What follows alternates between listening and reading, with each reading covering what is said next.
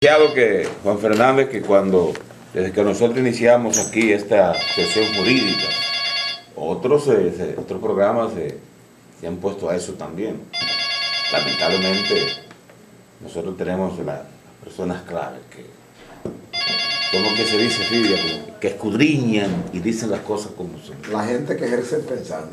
Exactamente. Buenos días, licenciado. Desarrolle su tema. Buenos días, Fidia, y buenos días, Francis. Realmente hoy me corresponde a mí sustituir a mi hermano en este tema tan importante y esta sesión jurídica que él lo tiene acostumbrado todos los viernes.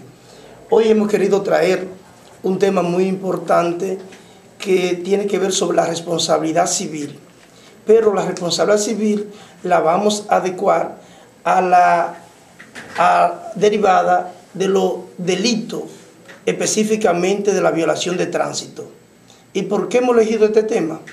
Porque como es el norte de esta sesión, es la de orientar y educar a la ciudadanía sobre temas que le pueden ser de mucho beneficio en el sentido de que le pueden ayudar a evitar tener que pagar obligaciones innecesarias.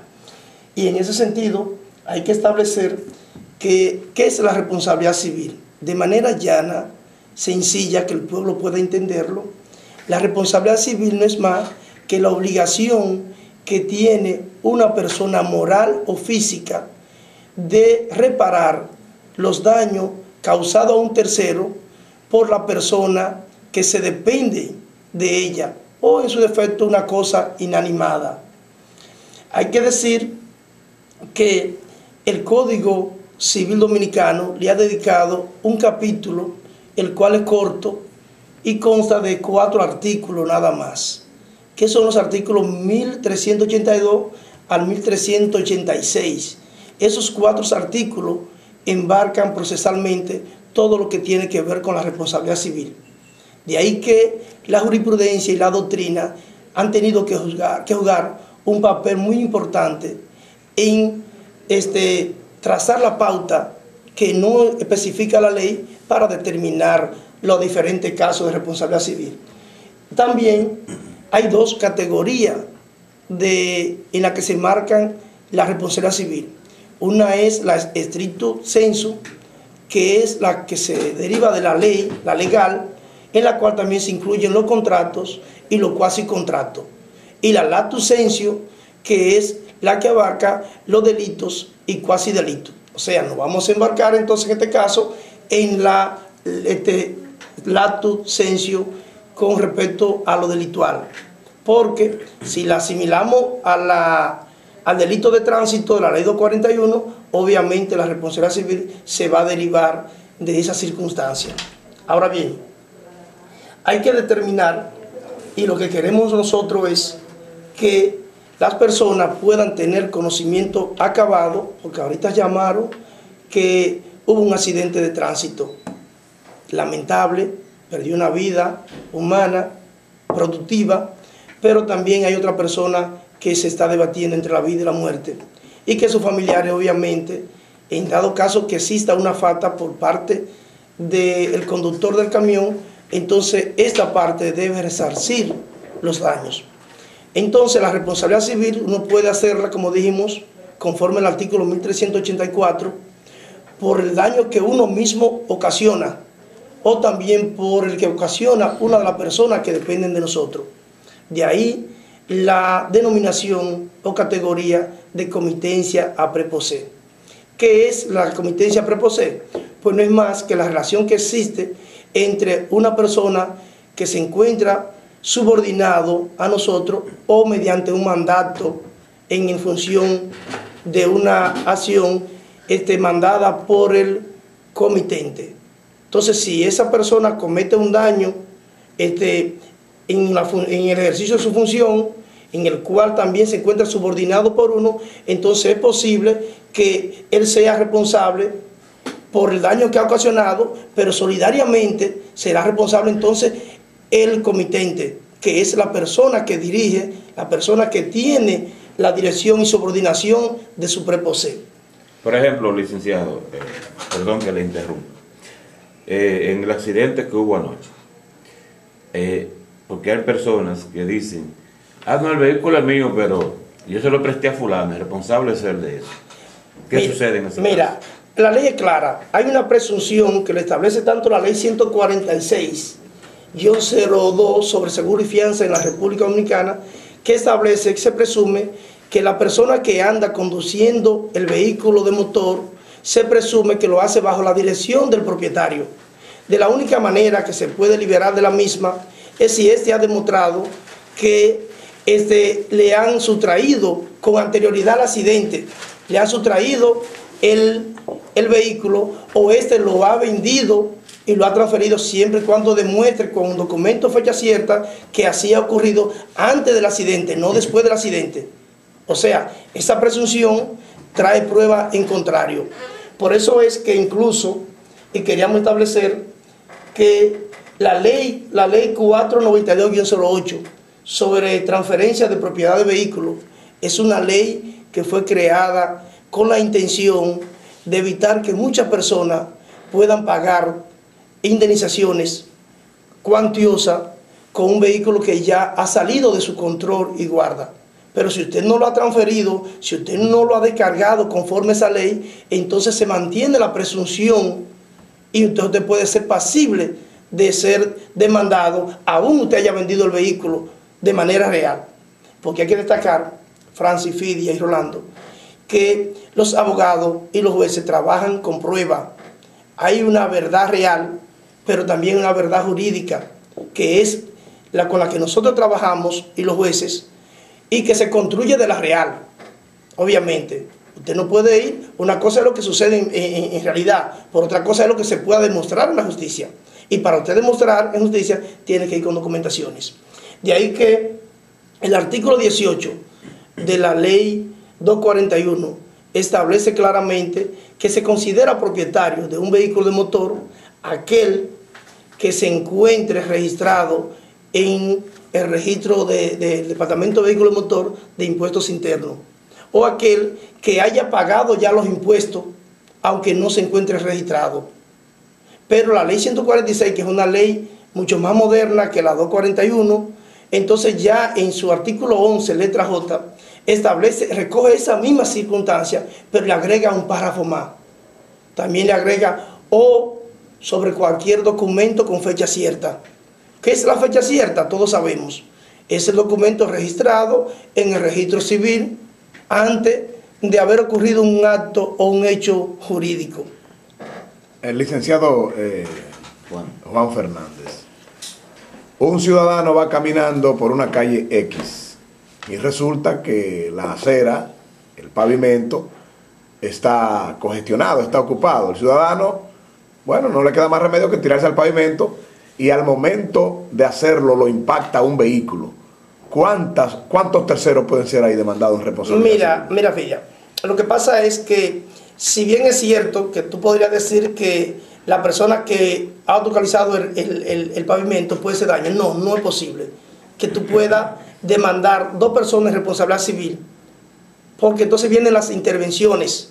Si tú entiendes que yo no ocasioné el daño, entonces yo te demando intervención forzosa para que la sentencia sea oponible a ti, y entonces tú debas pagar los daños, conforme establecen los artículos 339, 337, 339 y 340 del Código de Procedimiento Civil. ¿Entiendes? Porque, ahora bien, si yo pongo un obstáculo en la vía pública, y con ese obstáculo yo trompiezo y me cargo y me parto la nuca, entonces sí la responsabilidad civil recae sobre la persona que lo puso.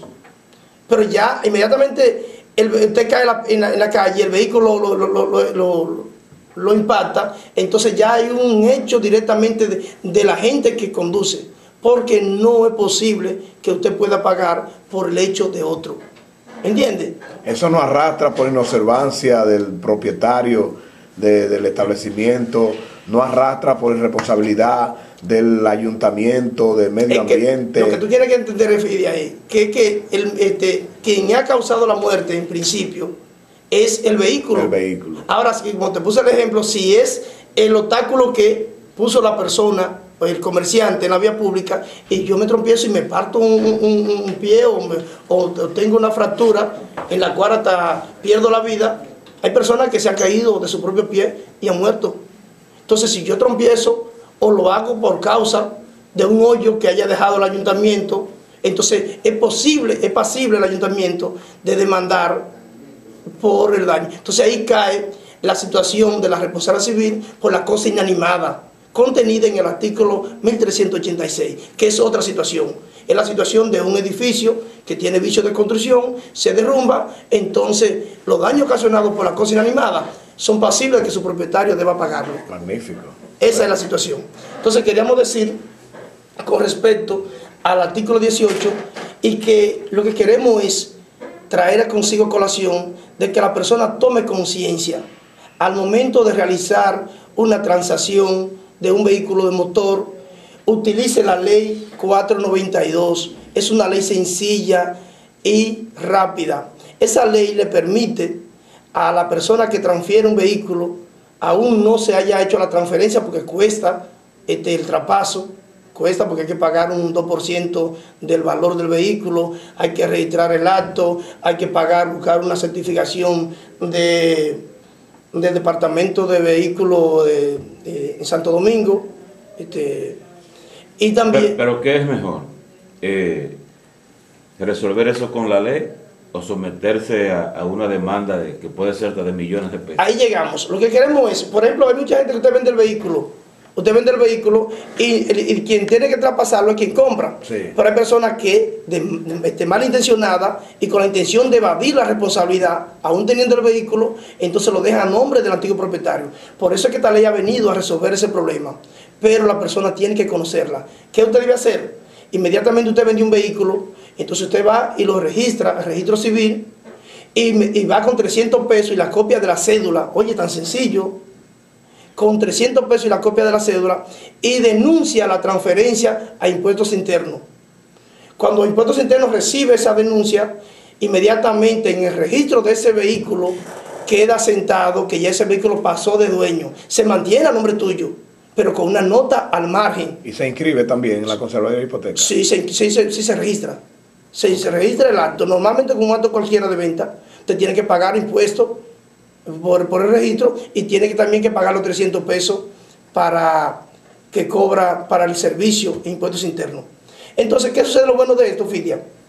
Que la misma ley establece que esa nota, cuando usted va a pedir un certificado de propiedad para saber quién es el dueño y le aparece la nota al margen, entonces el abogado, si conoce de la ley 241, ya no demanda al titular, demanda al que tiene la nota. Sí. ¿Entiende? Y eso va a evitar de que entonces usted sea demandado injustamente y tener que defenderse y a gastar dinero en procedimiento cuando usted no es responsable. Además, al momento de la declaración jurada, el propietario, el ex propietario del vehículo ya vendido, a usted le aparece en su declaración jurada, tiene que declarar por ese vehículo y a usted le van a calcular un monto de gasto de combustible. Usted tiene otro vehículo, entonces por ahí viene el asunto. Entonces, lo que queremos orientar a la persona, porque la negociación vehicular es un día a día, es uno de los negocios más pujantes del comercio y que crea bastante problema, porque es penoso a veces tú encontrarte con personas que han salido de un vehículo y por no conocer de la ley, entonces se ven envueltos y minimizado su patrimonio, además de la angustia de usted someterse a un proceso judicial donde le piden millones de pesos por una situación de una pérdida de una vida. Licenciado, ok. Licenciado Juan, en el caso de esas compañías que financian motores y retienen la matrícula, no les piden la matrícula hasta que no es saldada. Mira, inmediatamente el dueño del motor es la financiera. De la única manera que se puede liberar es si el contrato, ¿sabes que los contratos de venta condicional tienen que ser inscritos en Impuestos Internos? Si usted inscribió ese contrato, entonces ya usted tiene una prueba de que salió de su control ese motor. De lo contrario, muchos de las financieras, por no pagar los impuestos al gobierno, entonces se quedan con ese contrato en la mano, no lo inscriben, venden el motor, pagaron, entonces sale de eso y se evitan de pagar los impuestos. Pero si en el transcurso de esa situación, ocurre un accidente, entonces es responsable civilmente la financiera o la compañía. O la compañía, porque todavía no se puede demostrar que el que compró condicionalmente es el dueño, porque usted no ha registrado el contrato. Y no se le puede oponer a los terceros, que es el caso de los registros. Bueno, yo me imagino que en este momento una gran cantidad de abogados deben estar escuchando el desahogo, escuchando esta cátedra. Es importante, sobre todo para aquellos que siempre llevan casos de 241, procedimiento, y cuando usted llega a demandar, uno se encuentra muchísimas demandas que se incluyen en el mismo expediente, precisamente por estas cosas que explica el licenciado Juan Fernández. Mira, de esta situación se deriva precisamente, Fidel, la situación procesal, que no debemos dejarla de un lado, para que la gente tenga el conocimiento de qué hacer cuando tiene un accidente de tránsito. Ahí existen dos formas de cómo usted poder solicitar responsabilidad civil a causa de un delito en materia 241. Puede hacerlo de manera accesoria por la vía penal, conforme lo establece el artículo 50 del Código Procesal Penal. Los artículos 118, 119 y 22 establecen el procedimiento para usted constituirse en materia penal accesoriamente. Ahora bien, hay que destacar que una vez usted ha elegido el principio de una máxima electa una vía, obviamente usted eligió ya llevar su acción resarcitoria por la vía procesal penal. Entonces el derecho penal es el derecho natural en ese momento y todo se rige conforme el Código Procesal Penal. Ya usted no podría entonces llevarlo por la vía civil. ¿Cuál es más ventajosa? Mira, es mejor llevarlo dependiendo si existe la falta. Es mejor, como quiera tiene que demostrar la falta, penal o civil tiene que demostrarla, pero por la vía penal es mucho más rápido. Realmente tú sabes que anteriormente los juzgados de paz tenían la categoría de las actuaciones eran simples y de bajo costo. Esto ha cambiado bastante a raíz de el auge que ha cogido la demanda en 241, donde las sentencias mucho más caras que existen y más abundantes son en materia 241, más que en los procesos civiles. Entonces esto ha despertado un interés mayor, tanto de los abogados como de las personas que ya saben. A usted te chocan en una esquinita y ya de una vez tú vas a demandar y a reclamar, porque ya la gente sabe que tú tienes derecho a reclamar por un daño que te haya ocasionado un delito o un cuasi delito. Yo le tengo dos preguntas, pero la primera, se ha venido reclamando, porque en principio, en el transcurso de la entrevista, se le pregunta a Fidia con relación a los obstáculos en las calles. ¿Quién protege entonces el minusválido? Mira qué sucede. Le corresponde al Estado, al ayuntamiento, limpiar las aceras. Eso es una responsabilidad como una verdad de un templo. Lo que pasa es que lamentablemente, ya a nivel nacional, no solamente aquí, para ser justo, nosotros no tenemos autoridades con capacidad hace mucho tiempo, a nivel nacional. La mayoría de las autoridades son indolentes porque cuando tú no te condueles de un minusválido, de una persona con condiciones especiales, que deben ser la protección no solo del ayuntamiento, sino de toda la ciudadanía. Aquí hay personas que ven a un ciego que va a caer a un hoyo y no son capaces de pararse y evitarlo. ¿Me entienden? Hay muchas personas que sí se desmontan de su vehículo y lo conducen. Y eso es un gesto noble que debemos resaltar. Pero le corresponde al ayuntamiento de Nagua mantener las aceras, los espacios públicos que son de dominio público, que significa que no son de nadie y son de todo. Entonces, inmediatamente los comerciantes desaprensivos, y hay que decirlo, desaprensivos, utilizan los espacios públicos de las aceras, lo hacen precisamente porque no hay voluntad del ayuntamiento de corregir esa situación. Y no de sino de todo. Bien. Hay que decirlo así. Vamos a ver si la llamada se fue. Pero hay que destacar también Y es lo que yo quiero establecer. Aquí hay personas, incluso ese tipo de personas que tienen esos espacios, pueden coger un chismo gancho. Aquí muchísimas personas pueden tirarse el container. En Estados Unidos usted se cae por una nieve o algo y demanda a la ciudad. Igual aquí. Sí. Usted puede demandar a la ciudad y puede demandar solidariamente a la persona que hizo el obstáculo. A los dos. Uno por negligencia y no haber corregido la situación, y el otro por haber puesto el obstáculo que dio lugar a eso. O sea, okay. Buenas. Sí, buen día.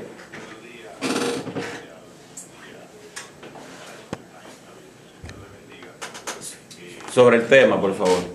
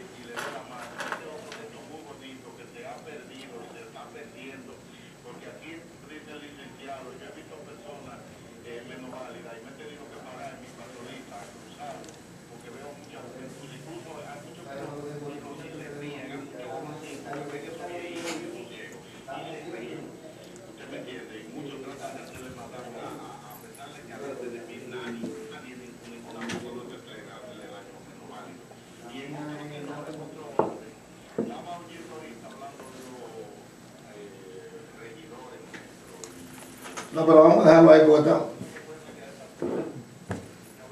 Porque no podemos, Nelson, excúsanos, para no desviar el tema, que es muy importante que estamos tratando hoy.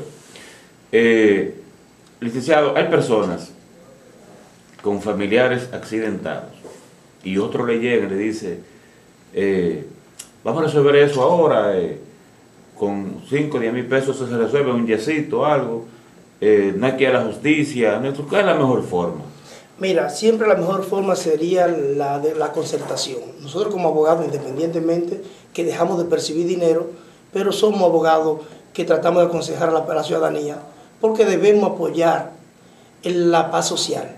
Y donde hay armonía, no hay conflicto, entonces hay paz social. Porque los abogados podemos ganar el dinero, el sustento de diferentes maneras. Y no es necesario, y vale la pena contribuir a que la sociedad tenga sosiego. Es una parte principal y que todos abogados debemos tener en cuenta. Hay muchos abogados que pueden decir que van a perder un cliente, pero van a ganar tranquilidad. ¿Entiendes? Pero debe ser, pero un acuerdo sí. Debe ser en base también con un abogado. Porque, sí. Y si hay, porque yo puedo hacer, por ejemplo, que Fidia me choque, ¿verdad? Por ejemplo. Sí. Y yo estoy en la clínica y lo que tengo es hasta el momento un pellizquito en una pierna. Pero ¿qué sucede? Fidia me dice, Francis, toma 10 mil pesos, firma aquí que no hay problema. Bueno, y Fidia se va, pues ya me pagó, me dio 10 mil pesos. Pero ¿qué pasa? Que cuando me tiran las placas y eso, tengo el brazo roto, tengo la pierna rota, y entonces... ¿sabes? Mira, es lo que te iba a decir, por eso decíamos que en principio te debemos aconsejar a la concertación de las partes, porque como te dije, el abogado tiene que cumplir un rol importante en la sociedad, que es de mantener como auxiliar de la justicia la paz social, que es lo que se busca. Pero bien, ¿qué le aconsejamos en ese caso? Dependiendo de las lesiones, hay situaciones que usted no siente nada y después luego se le complican. Ahora bien, usted lo que debe esperar el desarrollo de la curación total para entonces usted poder evaluar con conciencia qué tanto daño te ha sufrido. ¿Entiendes? Muchas personas se desesperan, otras personas a veces por no tener la manera ni siquiera de poder curarse, los primeros auxilios, entonces ceden a recibir cualquier ayuda económica de quien lo ha impactado, entonces se ven luego con el problema de salud y sin poder reclamarle a nadie. Entonces, nuestro consejo, que usted tiene un accidente de tránsito, ha sido víctima, entonces espere un momento prudente, búsquese la asesoría de un abogado que domine la materia, porque es bueno aclararlo. No todos los abogados somos especialistas en materia 241 y muchas veces usted ve en los tribunales que perdiendo la vida de una persona en un accidente de tránsito se salen con la mano vacía los familiares por desconocimiento de los letrados, por no incorporar la prueba, por no hacer el proceso como corresponde. Incluso hasta los mismos jueces a veces les da pena tener que descargar y mandar a una familia con la mano vacía cuando ha perdido una pierna, cuando ha perdido un ser humano la vida y no se ven compensadas. Queríamos decir en la parte procesal del por qué la acción se puede llevar tanto accesoriamente a lo penal como por la vía principal en lo civil. Y tú me preguntabas, Francis, que cuál de los dos es más recomendable.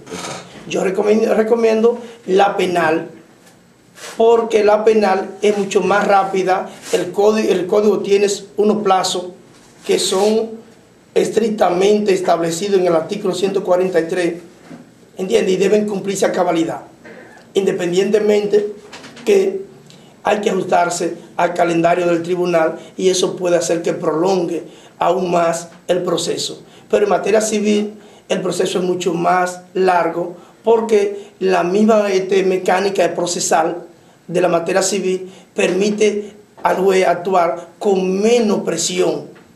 Los plazos son mucho más amplios, aunque en materia penal son hábiles, en materia civil son francos, conforme al artículo 1030 del Código de Procedimiento Civil y conforme al artículo 143 del Código Procesal. Pruebas por excelencia. Mira, pruebas por excelencia que debe tener para usted probar son importantes. Primera vez, usted tiene que tener identificado el autor. ¿Cómo se identifica el autor? A raíz del levantamiento de esa acta de tránsito, que establece el artículo 237 de la ley 241, que dice que las actas levantadas por los agentes policiales tienen fe hasta prueba en contraria de su contenido, no así de su declaración, porque ahí viene la situación procesal de que si la declaración que ha hecho un imputado o una persona tiene validez o no. Hay que ver si se cumplió con lo que establece el artículo 104 de que estuvo en presencia de un abogado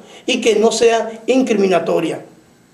Pues entonces ahí las declaraciones no serían tomadas en cuenta, pero no así todos los demás aspectos. Una vez identificado el autor, entonces viene la prueba fundamental del seguro para ponerlo en causa. Si no hay seguro, obviamente la ley 146, su artículo 133, dice que la sentencia de intervenir puede ser oponible, pero tiene que haber un interés asegurable del vehículo o de la persona que ha cometido, que ha tenido el accidente con la compañía aseguradora. De lo contrario, que se expide una certificación de la Superintendencia de Seguros que establece la póliza, no la cobertura, sino los datos del vehículo, porque ya es otra situación es determinar la cobertura. Una certificación de propiedad, FIDIAS, que se establece quién es el propietario. Y de ahí la importancia de lo que decíamos ahorita, porque ahí se va a determinar a quién se va a demandar. Entonces, como se presume que el propietario es el que está registrado en impuestos internos, entonces se va a demandar en principio a ese como tercero civilmente demandado, conforme establece el artículo 131, y siguiente, el cual tiene la misma condición de imputado, pero en el aspecto civil nada más. Otra prueba importante es un certificado médico donde se establezcan las lesiones sufridas y que el mismo sea definitivo, que pueda poder el juez valorar cuáles fueron los daños que ha sufrido. La prueba testimonial es la prueba fundamental por excelencia en materia de 241. ¿Por qué?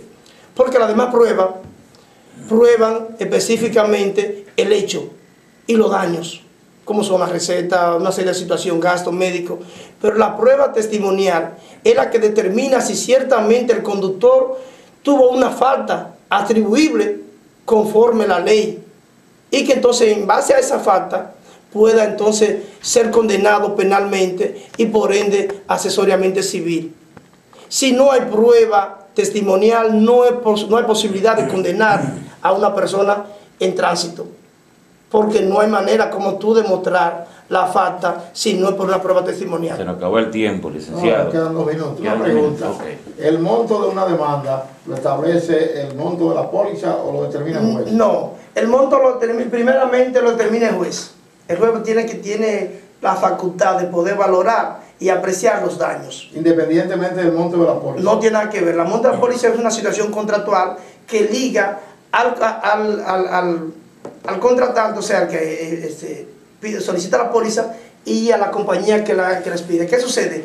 Eso lleva coberturas y lleva, si yo tengo una póliza y nada más contrato con la compañía aseguradora 500,000 pesos daños a tercero, entonces si me están demandando por daños a tercero, no importa que la condena sea de 10 millones, la compañía aseguradora, conforme al artículo 133 de la misma ley, establece que será oponible hasta el monto de la póliza. O sea que la compañía aseguradora solamente tiene responsabilidad sobre 500,000. a lo que ha contratado nada más. ¿Y la diferencia? La debe pagar la otra persona con su patrimonio. ¡Wow! Es por esa la parte importante de eso. O sea, no es Por tan eso es que hay que hacer la transferencia. no es tan sencillo. Es por eso que queremos educar a la persona para que puedan proteger sus bienes, porque por eso es que muchas personas se ven ya después de varios años involucrados en un proceso penal, porque los vehículos duran muchísimo tiempo y cometen muchísimo daño. Licenciado, el senador Aníbal de Victoria, a través del desahogo de Rolando, Fidia y un servidor, le hace ese medio obsequio motivo de San Valentín. Gracias, gracias, realmente. ¿Cómo la ve? Muy buena. Y hay que decir que la senaduría está haciendo un trabajo en aras de poder orientar Buen uso de a los ciudadanos sobre lo que es la Constitución de la República. De hecho, nosotros en un programa que tenemos, hemos estado teniendo una sesión donde estamos dándole lectura a los artículos que tienen que ver con los derechos y deberes, sobre todo los derechos fundamentales, y desglosando para que la ciudadanía pueda exigirlo en cualquier institución. Yo me di ese banquete, lo escuché. 15 segundos. ¿Cómo se ha sentido emocionalmente? ¿Su voz cómo le ha salido? ¿Su conocimiento? ¿Cómo le Mira, Fidia, usted va a preguntar eso. Usted es mi maestro y debo decirlo. ¿Entiende? De verdad, yo nunca pensé que podía incursionar en la parte de la comunicación, y le agradezco a ustedes tres, sobre todo, los consejos, a ti que me formaste, y debo decirlo así, y vengo de tu escuela. Para mí, yo creo que estoy haciendo una labor que yo necesitaba hacerla en favor de la sociedad. No andamos buscando ningún tipo de situación pecuniaria, pero sí tenemos el deber de devolver a la sociedad de tanto que nos ha dado. Gracias, Juan Fernández, por tu participación excelente aquí en el programa. Gracias a ustedes por invitarme. Finaliza por el día de hoy el desahogo. Rolando Santos. Francisco Frías Morel. Y Fidia David Cueva. Hasta el lunes.